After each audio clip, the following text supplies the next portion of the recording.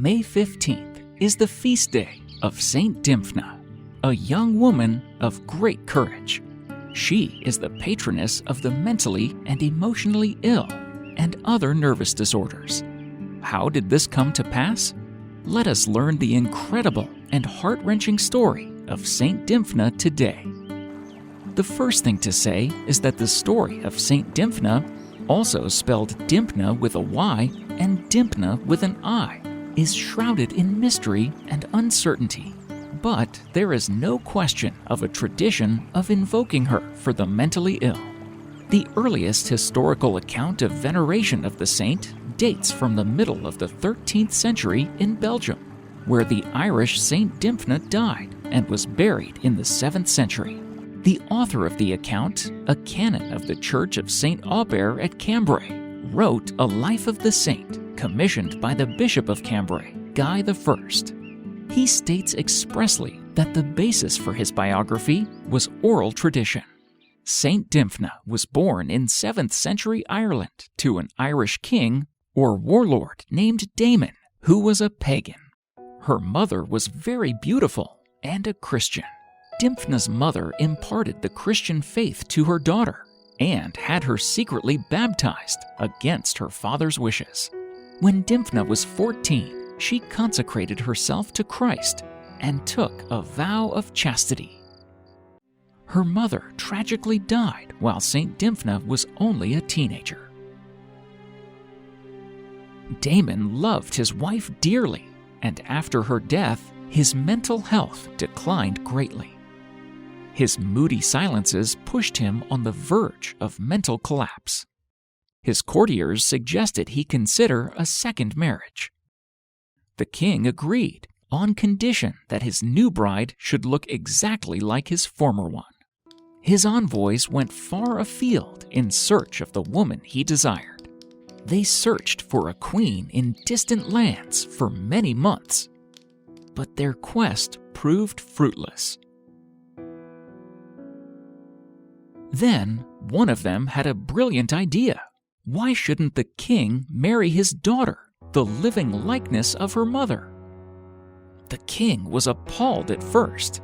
Then, when the courtiers pressed him again, he too thought this was a good idea. He then began to desire his daughter, who bore a strong resemblance to her mother. Dymphna, who had made a vow of virginity before God, was horrified by her father's proposal and adamantly refused. The king was very angry at her. To escape the king's inevitable outrage over her rejection, Dymphna fled the kingdom. She was accompanied by her confessor, Father Gerabernus, as well as faithful servants from her father's court. On landing in Antwerp, on the coast of Belgium, they looked around for a place to stay. In the little village of Giel, they settled near a shrine dedicated to Saint Martin of Tours. According to one tradition, Dymphna built a hospital using the money she brought from her palace. Dymphna dedicated herself to the care of the impoverished and sick. The mentally ill, in particular, found refuge in her kindness. And it wasn't long before Dymphna developed a reputation for her charity. Unfortunately, her good deeds were not to go unpunished. Her father's men were searching throughout the land for her. After a few months, the spies tracked her down as she used the coins she got from Ireland. They reported this to Damon, who then went to Belgium to try to take Dymphna back to Ireland. He had Gerabernus decapitated on sight, a martyrdom for which the old priest would later be canonized. He once again proclaimed his romantic love for his daughter and begged her to return to Ireland as his wife. When this approach failed, he tried threats and insults, but these too left Dymphna unmoved. She would not change her mind, staying true to her vow of virginity and refusal to enter an incestuous relationship. In a fit of rage, he beheaded her, his own daughter. According to tradition, she was only 15 years old when she died. The people of the town buried the two bodies in a cave near Geel. Word of her sacrifice spread quickly, and it wasn't long before people began making pilgrimages to Geel to visit the place where the Christian girl laid down her life.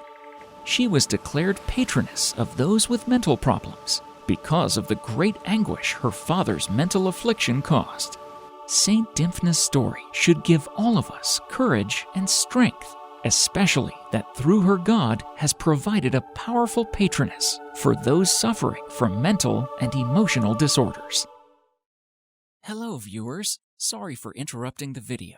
I just wanted to take a moment to request you to pray for us and donate if you can. If you can donate just $5, Christian Kids TV can keep making more videos like this. If you are not in a position to donate, then do pray for us. In fact, prayer support is very important to our mission. Thanks for your time, and we hope you enjoy the video.